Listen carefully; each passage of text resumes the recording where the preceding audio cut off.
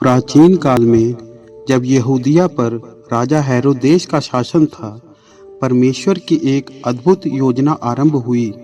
एक योजना जो आने वाले मसीहा के मार्ग को तैयार करने के लिए थी। यह कहानी है एक वृद्ध याजक और उसकी पत्नी की, एक असंभव प्रतीत होने वाली आशा की और एक बालक की जिसका जीवन संसार को परमेश्वर के समीप लाने के लिए समर्पित था। यह है यूहन्ना बपतिस्मा देने वाले की अद्भुत और चमत्कारी जन्म की कहानी, जो प्रभु की प्रतिज्ञा की पूर्ति है। जय मसीह की प्यारे भाइयों, बहनों और बच्चों। जैसे यशायाह भविष्यद्वक्ता की पुस्तक में लिखा है, देख मैं अपने दूत को तेरे आगे भेजता हूँ, जो तेरे लिए मार्ग सुधारेगा। यहूदिया के राजा हेरोदेस के समय अबिय्याह के दल में जकर्याह नाम का एक याजक था।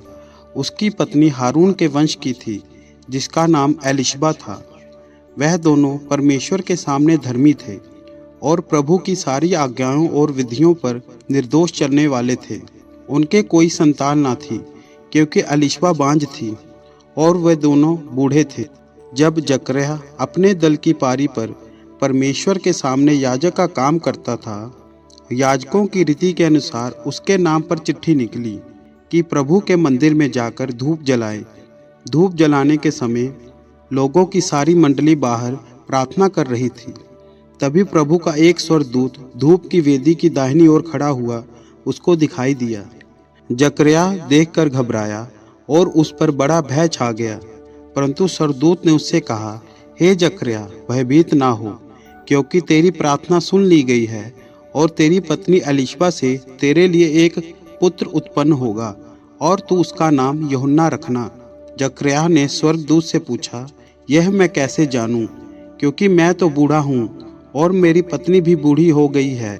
स्वर्गदूत ने उसको उत्तर दिया, मैं जिब्राइल हूँ, जो परमेश्वर के सामने खड़ा रहता हूँ, और मैं तुझसे बातें करने और तुझे सुसमाचार देने को भेजा गया हूँ। और जिस दिन तक ये बातें पूरी ना हो ले, उस दिन तक तू मौन रहेगा और बोल ना सकेगा, इसलिए कि तूने मेरी बातों की जो अपने समय पर पूरी होंगी विश्वास ना किया। लोग जकर्याह की प्रतीक्षा करते रहे और अचंभा करने लगे कि उसे मंदिर में ऐसी देर क्यों लगी।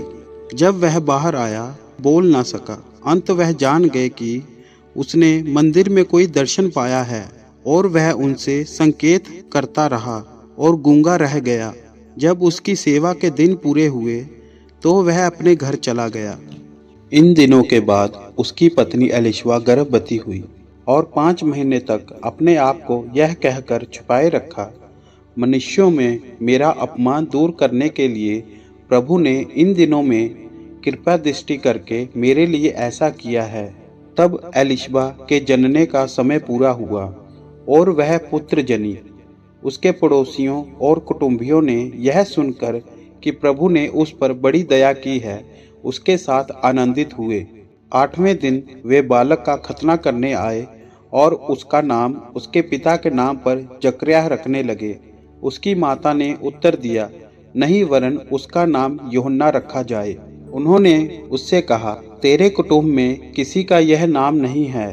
तब उन्होंने उसके पिता से संकेत करके पूछा कि तू उसका नाम क्या रखना चाहता है। उसने लिखने के लिए पट्टी मंगाकर लिख दिया, उसका नाम यूहन्ना है। सभी ने अचंभा किया। तब उसका मुंह और जीभ तुरंत खुल गई और वह बोलने और परमेश्वर की स्तुति करने लगा।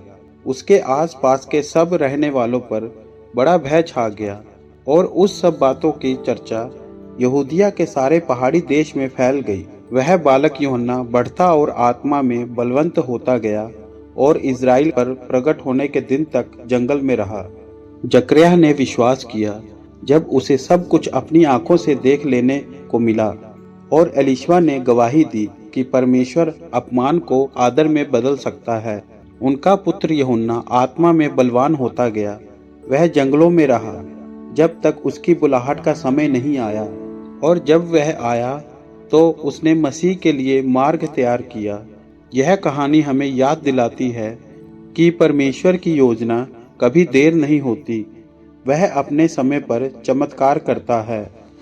अगर आपको यह बाइबल कथा पसंद आई तो कृपया इस वीडियो को लाइक करें और अपने दोस्तों और परिवार के साथ शेयर करें और हमारे चैनल को सब्सक्राइब करना ना भूलें ताकि आप और भी बाइबल की कहानियाँ सुन सकें। प्रभु यीशु मसीह आप सभी पर आशीष बनाए रखे। जय मसीह की।